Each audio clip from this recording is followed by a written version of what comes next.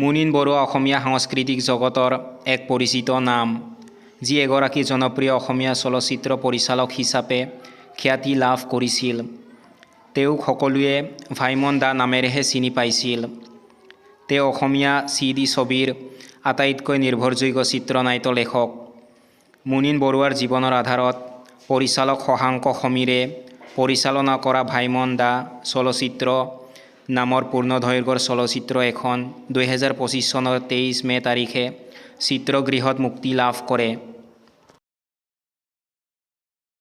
ছবিৰ জৰিয়তে দৰ্শকৰ মন জয় কৰা এইগৰাকী পৰিচালকৰ জন্ম হৈছিল 1946 চনত গোলাঘাট জিলাৰ খুমটাইত। তেওঁৰ পিতৃৰ নাম আছিল স্বৰ্গীয় হেমেন্দ্ৰ নাথ বৰুৱা আৰু মাতৃৰ নাম আছিল লতিকা বৰুৱা। পিতৃ মাতৃৰ তিনিটা সন্তানৰ ভিতৰত তেওঁ কনিষ্ঠ আছিল। মূলতঃ খুমটাইৰ হ'লেও পৰিয়ালটো পাছলৈ গোলাঘাটৰ বেঙেনাখোৱাত স্থায়ীভাৱে বসবাস কৰিবলৈ লৈছিল। মুনীন বৰুৱাই 70 দশকৰ মাজভাগত এগৰাকী চিত্ৰনাট্যকাৰ আৰু সহকাৰী পৰিচালক হিচাপে চলচ্চিত্ৰ জগতত প্ৰৱেশ কৰে। তেওঁ বোৱাৰী, ঘৰ সংসাৰ, সোণ মইনা, মন মন্দিৰ, ডাক, বাৰুদ, ৰং, মায়া, বিধাতা আদি প্ৰায় 21খন চলচ্চিত্ৰৰ বাবে চিত্ৰনাট্য লিখিছিল।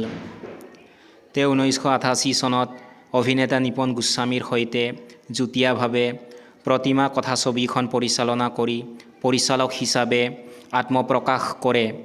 ইয়াৰ পাছত তেওঁ কেইবাখনো জনপ্ৰিয় আৰু সফল ছবি পৰিচালনা কৰে। তেওঁৰ পৰিচালিত উল্লেখযোগ্য ছবিসমূহ হ'ল পিতা পুত্ৰ, পাহাৰী কইনা, প্ৰভাতী পক্ষীৰ গান, হিয়া দিয়া নিয়া, নায়ক, কইনা দান, বিধাতা, ৰং, দীনবন্ধু, ৰামধেনু আৰু অন্তিম ছবি প্ৰিয়াৰ প্ৰিয়। অসমৰ মৃতপ্ৰায় হোৱা কথাছবি জগতখনক পুনৰাই ঠন ধৰি উঠাত মুনীন বৰুৱাৰ অৱদান অপৰিসীম।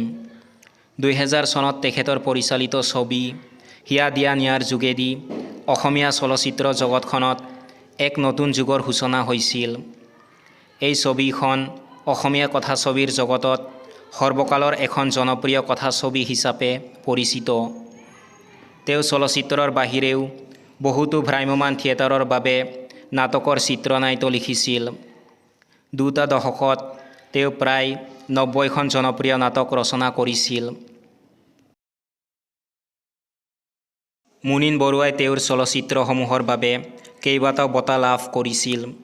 তেওঁ 2001-02 বৰ্ষৰ বাবে নায়ক চলচ্চিত্ৰখনৰ বাবে শ্ৰেষ্ঠ পৰিচালকৰ বঁটা লাভ কৰিছিল। 2003-04 বৰ্ষৰ বাবে বাৰুদ ছবিখনৰ বাবে তেওঁ শ্ৰেষ্ঠ চলচ্চিত্ৰৰ বঁটা লাভ কৰিছিল। 2005 চনত দীনবন্ধু ছবিৰ বাবে তেওঁ শ্ৰেষ্ঠ আঞ্চলিক চলচ্চিত্ৰৰ বঁটা লাভ কৰিছিল।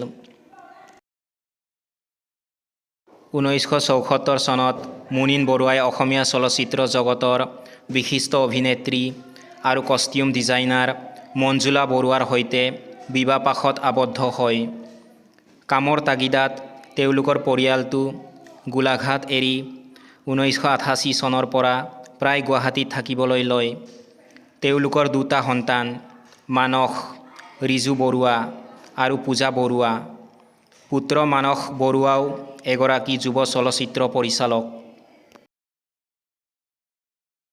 দীৰ্ঘদিন ধৰি কেঞ্চাৰ ৰোগত আক্ৰান্ত হৈ থকাৰ পাছত 2018 চনৰ 7 এপ্ৰিল তাৰিখে নিশা 1:55 বজাত গুৱাহাটীৰ নিজা বাসভৱনত 71 বছৰ বয়সত মুনীন বৰুৱাই ইহ সংসাৰ ত্যাগ কৰে।